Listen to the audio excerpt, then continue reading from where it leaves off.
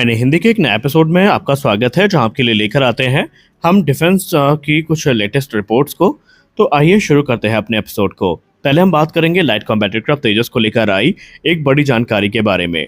आप सबको याद है कि 7 फरवरी की घटना को लेकर मीडिया में चर्चा काफी हुई थी, जहां पर दावा किया गया था कि एक लाइट कॉम्बैट एयरक्राफ्ट तेजस लैंडिंग के दौरान क्षतिग्रस्त हो गया है।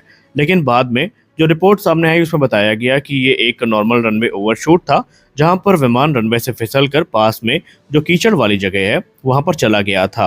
हालांकि इसमें पायलट को इजेक्ट भी नहीं करना पड़ा, यानी कि जो एयरक्राफ्ट है वो कंट्रोलेबल स्थिति में था। हालांकि इसे हम क्रैश नहीं बल्कि एक माइनर ग्राउंड इंसिडेंट मान सकते हैं। अब उसके बाद जो जांच है इसको लेकर एक नई रिपोर्ट सामने आई है। जांच में ये पाया गया है कि विमान के जो ऑनबोर्ड कंप्यूटर है उसमें कुछ सॉफ्टवेयर ग्लिच है, यानी तकनीकी गड़बड़ी थी।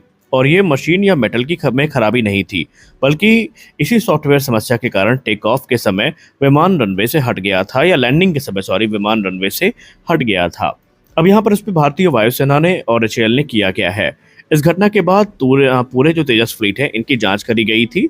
इन चीज़ों को चेक किया गया था, जैसे कि लैंडिंग गियर्स हो गए और अंडर कैरेज मेटलर्जी हो गई, इलेक्ट्रोमैग्नेटिक ब्रेकिंग सिस्टम हो गया।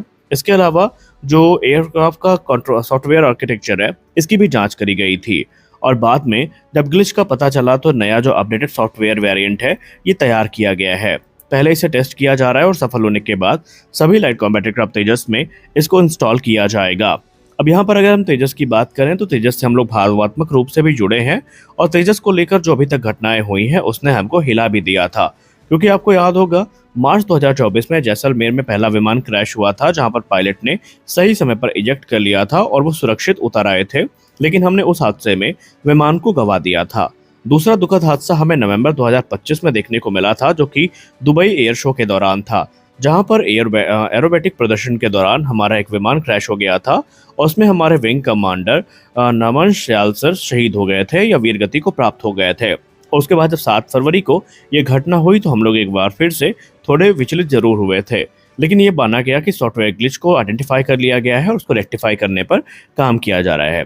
अभी की स्थिति की बात करें तो भारतीय वायुसेना तकरीबन 40 मार्क 1A वेरिएंट को प्राप्त कर चुकी है, जहां पर अब 83 जो एयरक्राफ्ट हैं इनमें से जो पहला बैच है उसके डिलीवरी का इंतजार किया जा रहा है।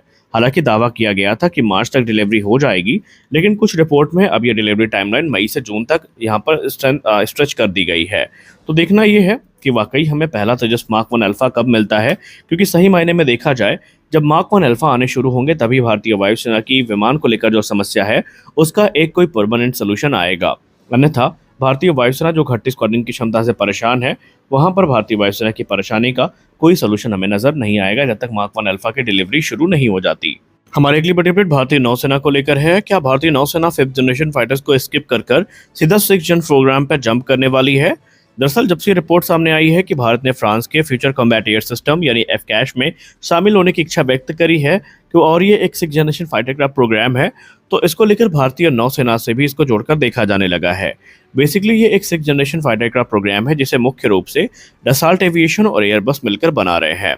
इस प्रोग्राम में सिर्फ एक फाइटर जेट नहीं होगी बल्कि पूरा का पूरा इकोसिस्टम होगा, जिसमें 6 जन स्टेल्थ फाइटर शामिल होगा, अनमैन ड्रोन यानी कि जो रिमोट कैरियर्स हैं ये शामिल होंगे, advance sensor, AI based combat cloud network ये भी इसका हिस्सा होगा, यानी ये नेटवर्क सेंट्रिक वॉरफेयर सिस्टम होगा। अब भारतीय नौसेना के लिए समस्या ये है कि अगर भारतीय नौसेना वाकई एफकैश को लेकर कंसीडर कर रही है तो सबसे बड़ी दिक्कत इंडियन नेवी के लिए ही आने वाली है, क्योंकि एफकैश का जो अनुमानित वजन है वो तकरीबन 33 टन है, जबकि भारत के एयरक्राफ्ट कैरियर हल्के फाइटर एयरक्राफ्ट को ध्यान में रखकर बनाए गए हैं। उदाहरण के तौर पर मिग 29K का जो वजन है वो 24.5 टन है, टेडबीएफ का वजन तकरीबन 26 टन होगा और जो एफकैश है इसका वजन तकरीबन 33 टन के आसपास है। इसीलिए इतना भारी भरकम विमान एयरक्राफ्ट कैरियर से ऑपरेट करने में मुश्किल का सामना कर सकता है।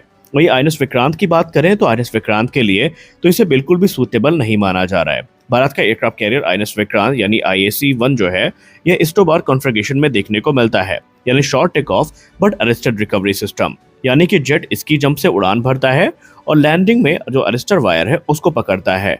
समस्या ये है कि 33 टन का विमान अगर भारतीय वायुसेना के पास आता है तो लैंडिंग करते समय अरेस्टर वायर पर बहुत ज़्यादा दबाव डालेगा, वहीं इससे जहाज का जो फ्लाइट डेक स्ट्रक्चर है उसमें भी स्ट्रेन आ सकता है। सबसे खास बात तो ये है कि इसकी जंप वाले जो एयरक्राफ्ट कैरियर हैं उनसे इन विमानों का उड़ान भरना भी अपने आप में काफ़ी चैलेंजिंग है, क्योंकि एफकैश को उड़ाने के लिए हमें जो है फ्यूल को कम रखना पड़ेगा या हथियारों को कम करना पड़ेगा। यानी या तो रेंज कम हो जाएगी या कॉम्बैट कैपेबिलिटी कम हो जाएगी। इसके अलावा एयरक्राफ्ट कैरियर के अंदर जो एयरक्राफ्ट एलिवेटर है और हैंगर स्पेस है, ये भी काफ़ी ज़्यादा समस्या पैदा करेगा, क्योंकि सब कुछ इस समय मिग-29 के और जो राफेल हैं इनके हिसाब से बनाया गया है। लेकिन जो 6th जनरेशन फाइटर है वो ज़्यादा बड़ा होगा और ज़्यादा भारी होगा, और हो सकता है कि एलिवेटर उसे उठा ही ना सके और हैंगर में जगह कम पड़ जाए। हालांकि फ्रांस का अगर हम बात करें तो फ्रांस अपने कैरियर के हिसाब से चीज़ों को डिज़ाइन करता है, और फ्रांस का जो फ्यूचर कैरियर है यानी पैंग एयरक्राफ्ट कैरियर, वो कैटोबार और ईमेल सिस्टम को होस्ट करेगा, जहाँ पर कैटपल असिस्टेड टेक ऑफ होगा। इससे भारी विमान भी आसानी से उड़ान भर पाएंगे और ज़्यादा फ्यूल और हथियार भी ले जा पाएंगे। अब भारत इसका समाधान कैसे निकालेगा, क्योंकि भारतीय नौसेना पूरी तरीके से कह सकते हैं कि आप प्रतिबद्ध है नेक्स्ट जनरेशन फाइटर को इंडक्ट करने के लिए। इसका समाधान तो फिलहाल यही हो सकता है कि भारत अगर एफकैस का नेवल वेरिएंट चाहता है तो एयरक्राफ्ट कैरियर में ऐसा होना चाहिए जैसे कि आईएनएस विशाल हो गया, यानी IAC-2 या IAC-3 आप कह सकते हैं, जिसकी संभावित विशेषताएं 65,000 टन का डिस्प्लेसमेंट, ईमेल्स या catapult launch system, heavy aircraft launch capability. तभी इन सारी समस्याओं को हम टैकल कर पाएंगे। हमारी अगली बड़ी अपडेट आ रही है भारतीय वायुसेना प्रमुख के मिग-29 में भरी गई उड़ान को लेकर। आज भारतीय वायुसेना प्रमुख chief of staff air chief marshal Amarpreet Singh sir ने अपग्रेड मिकोयान मिग-29 UPG में उड़ान भरी है। ये उड़ान भारतीय वायुसेना के वेस्टर्न एयर कमांड से मौजूद जो एयरबेस है वहाँ से हुई है, जो कि तकरीबन 45 मिनट लंबी थी। यहाँ पर इसका मकसद सिर्फ उड़ान भरना नहीं था, बल्कि हमारे चीफ ऑफ एयर स्टाफ का जो असली मकसद था वो एयरबेस की ऑपरेशनल तैयारियों की जांच करना, उनकी समीक्षा करना, पायलट्स किस प्रकार से तैयार हैं वो देखना, और एयरक्राफ्ट मेंटेनेंस और जो इंफ्रास्ट्रक्चर की स्थिति है उसका जायजा लेना। भारत की बात करें तो भारत के पास इस समय तकरीबन मिग-29 की 3 स्क्वाड्रन है, जो मुख्य रूप से पाकिस्तानी सीमा और चाइनीज सीमा के आसपास तैनात हैं, और इसीलिए ये भारत के एयर डिफेंस की पहली लाइन माने जाते हैं। अब मिग-29 UPG की जहां तक बात करें तो ये एक लेजेंडरी फाइटर एयरक्राफ्ट है, जहां पर UPG का मतलब होता है अपग्रेडेड वेरिएंट।